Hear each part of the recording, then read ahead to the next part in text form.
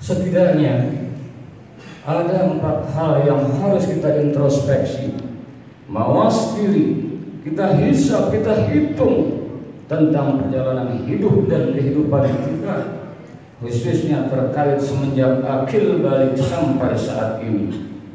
Yang pertama terkait dengan perintah-perintah Allah Subhanahu wa Ta'ala. Yang kedua terkait dengan larangan-larangan Allah Subhanahu wa Ta'ala. Yang ketiga terkait dengan aneka nikmat-nikmat karunia Allah, sudah tepatkah kita gunakan di jalan yang diridhoinya? Dan yang keempat, bagaimana sikap kita ketika menghadapi ujian hidup dan kehidupan ini? Yang pertama, kita harus jujur pada diri kita masing-masing terkait tentang perintah-perintah Allah Subhanahu wa Ta'ala. Boleh jadi semenjak akil balik sampai saat ini, sholat misalnya pernah kita tinggalkan, padahal wajib. Puasa di bulan suci Ramadan pernah kita lalaikan, padahal wajib. Belum lagi perintah-perintah yang lainnya. Ketika kita menyadari, dan boleh jadi ketika kita menghadap pimpinan, ketika kita menghadap sesuatu hamba-hamba Allah, begitu loyalnya kita. Akan tetapi ketika azan berkumandang, ketika panggilan sholat, hayya 'alas shalah, hayya 'alal falah, boleh jadi bukan hanya sekedar santai, bukan hanya sekedar mengulur-ulur waktu, akan tetapi kadang kita sering meninggalkannya. Mohon ampun kita pada Allah Subhanahu wa Ta'ala. Yang kedua, terkait larangan-larangan Allah Subhanahu wa Ta'ala.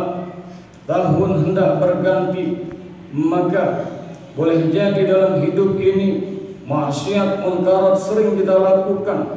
Dosa-dosa besar ataupun dosa-dosa kecil pernah menjadi jiwa keseharian kita. Karenanya mumpung selagi hayat di kandung badan, kalau para bisnismen, kalau para pengusaha di akhir-akhir tahunnya dia hitung-hitung modalnya berapa, untungnya berapa, apa yang terjadi, kemudian untuk dievaluasi, wa fi anfusikum afala tubsirun, dan apa yang ada pada dirimu, apakah tidak kamu melihatnya, tidak kamu perhatikan? Oh, ternyata banyak sekali dosa-dosa yang kami perbuat, dosa besar, dosa kecil, dosa masa lalu atau yang kini, yang disadari atau yang tanpa disadari, belum lagi dosa batiniah kita, belum lagi aneka penyakit-penyakit batin kita. Oh, sungguh kalau kita mau merenung, maka akan mengalirlah ucapan istighfar. Kita harus bertekad, tubu ilallah taubatan nasuha, kembali bertaubat kepada Allah dengan taubatan nasuha. Ma'asyiral muslimin, hafizakumullah. Kalau kita menyelami lebih lanjut, boleh jadi banyak dosa-dosa yang kita perbuat dari mata kita, dari telinga kita, dari lisan kita, dari tangan kita, dari kaki kita, dari perut kita, bahkan yang di bawah perut kita. Astaghfirullahaladzim. Selagi hayat di kandung badan, kita mohon ampun banyak-banyak pada Allah Subhanahu wa Ta'ala. Ma'asyiral muslimin, hafizakumullah. Yang ketiga, kita harus evaluasi, sudahkah karunia nikmat Allah Subhanahu wa Ta'ala dengan tepat kita fungsikan? Allah sampai 31 kali di dalam surat Ar-Rahman, dalam firman-Nya terulang, fa bi ayyi ala'i rabbikuma tukadziban, maka nikmat Tuhanmu yang mana lagikah yang hendak kamu dustakan? Sudah berapa liter air yang kita teguk? Sudah berapa suah makanan yang masuk ke dalam perut kita? Oksigen yang kita hirup. Oh, sungguh luar biasa nikmat-nikmat Allah. Wa in ta'uddu ni'matallahi la tuhsuha.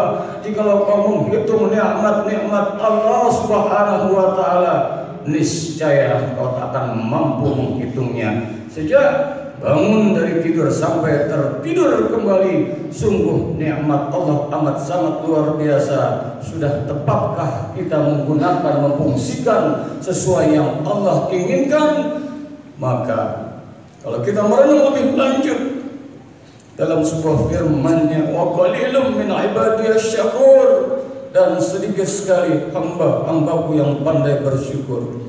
Semoga ketika Allah berikan karunia nikmat, maka yang terbaik adalah semua anugerahnya yang diberikan, nikmat lahir, nikmat batin, maka harusnya kita persembahkan sesuai yang diinginkan oleh Allah Subhanahu wa Ta'ala. Yang keempat, yang kita harus evaluasi, bagaimana diri kita ketika menyikapi ujian-ujian kehidupan. Datang musibah, datang bencana, datang kekurangan harta, diuji kita, fitnah dan lain sebagainya. Sudah tepatkah diri kita mensikapinya sesuai dengan perintah-perintah Allah yang terdapat di dalam Al-Quranul Karim maupun hadis dan sunnah Nabi kita Muhammad sallallahu alaihi wasallam. Akhirnya kita harus menyadari bahwa suatu saat kita akan tinggalkan dunia ini. Kalau kita tinggalkan dunia ini, teringatlah kita bahwasanya dalam sebuah sabdanya Rasulullah Nabi kita Muhammad sallallahu alaihi wasallam, al-qayyisu man dana nafsa, orang yang pintar, orang yang cerdas adalah, kata Rasulullah sallallahu alaihi wasallam, man dana nafsa, siapa yang mengagamakan dirinya, wa amila lima ba'dal maut, dan banyak melakukan amal soleh untuk bekal nanti setelah datangnya kematian. Satu saat pulang dari Jumatan inikah, nanti malam, esok, beberapa hari lagi, beberapa minggu ke depan, kita tidak tahu. Idza jaa ajaluhum la yastakhiruna sa'ah wa la yastaqdimun.